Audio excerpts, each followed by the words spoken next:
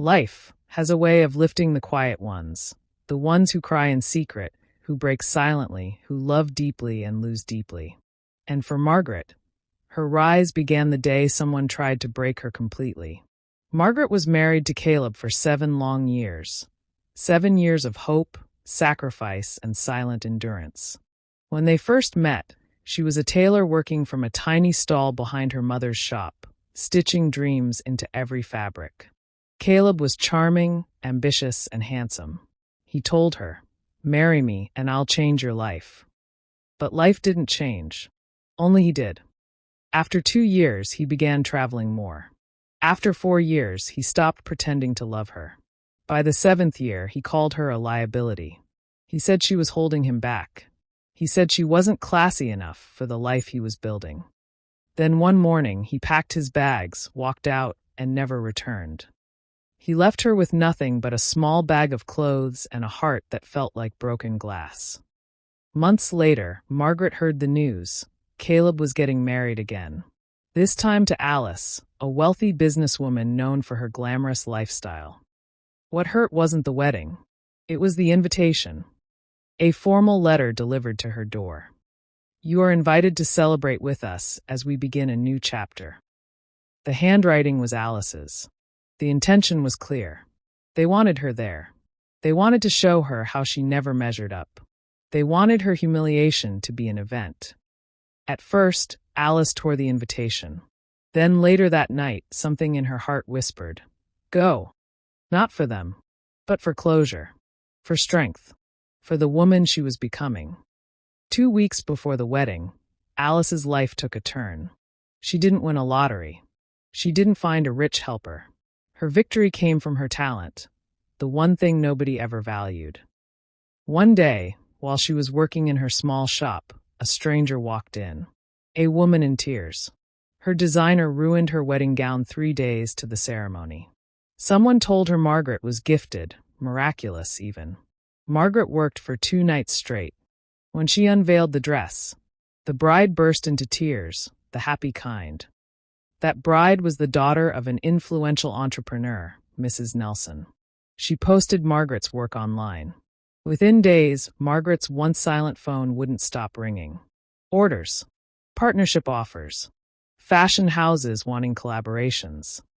In 1 week, Margaret went from struggling tailor to viral designer to owner of a brand people suddenly wanted to invest in. But she kept quiet. She told no one, not even her mother. Her breakthrough was still growing, quietly like fire beneath dry wood. Then the wedding day came. Margaret dressed simply but elegantly, a custom satin gown she designed herself. A white shawl over her shoulder. Minimal makeup. No attempt to look wealthy. Just dignified.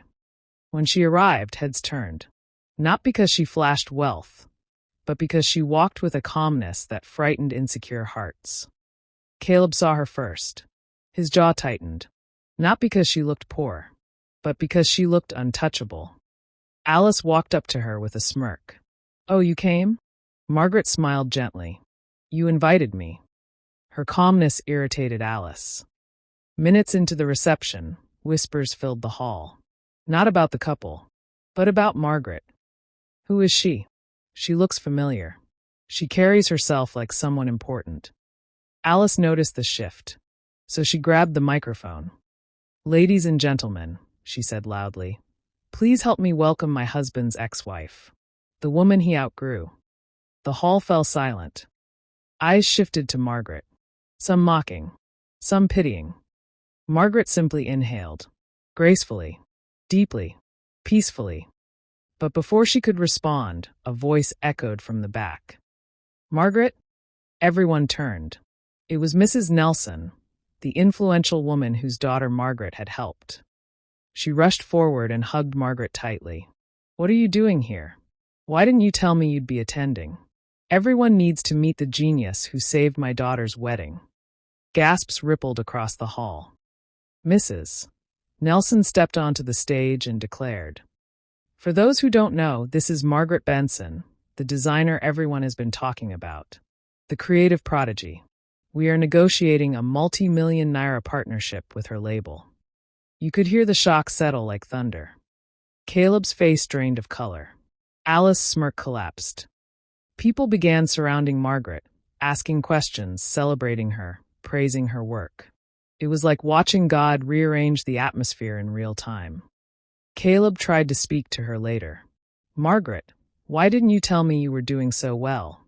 She smiled softly. "You never asked." He swallowed hard. "Margaret, I made a mistake." She looked at him, her eyes calm and steady. "No, you made a decision. And I made mine. We both moved on." Alice stood behind him, suddenly small, suddenly threatened. "Are you trying to embarrass us?" she snapped. Margaret turned to her gently. "No, my dear. I didn't come here to embarrass anyone.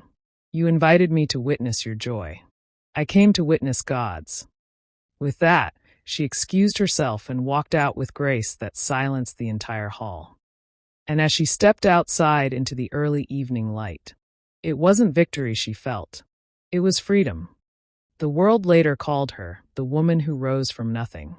But Margaret knew better. She didn't rise because she wanted revenge. She rose because God rebuilt her quietly, far from the eyes that once looked down on her. And when she finally shined, even those who discarded her had no choice but to watch. Please subscribe for more. Thank